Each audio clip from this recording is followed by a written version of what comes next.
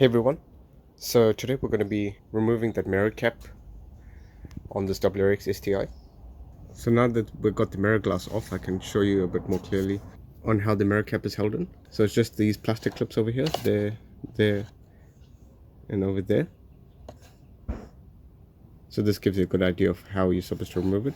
Normally you can just stick the plastic removal tool like I showed you earlier, and you can just pop it out that way from outside, but fairly straightforward to remove this if you need to, if it's being difficult. And you can just push these clips out and then get them out that way.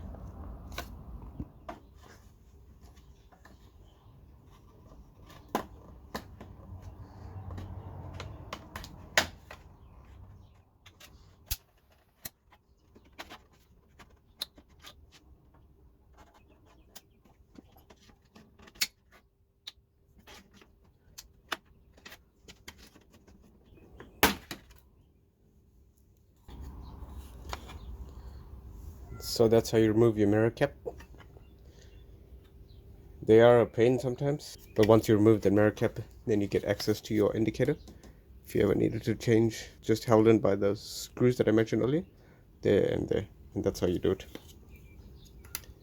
So a safer option is how I removed the front mirror, like I just showed you earlier, and then you can start popping off the caps and then just pull it out that way. So thanks for watching everyone. Hope this was of some help to you. See ya. Bit of bonus footage, I'll just open this up so that just pulls out like so. Just have to undo the connector. You can use that same screwdriver and just push it in there. Pop it out like so.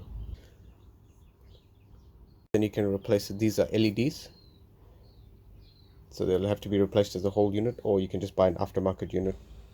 So that's how you take it out from there. I hope this video was of some help to you. If it was, please like and subscribe, and thanks for watching.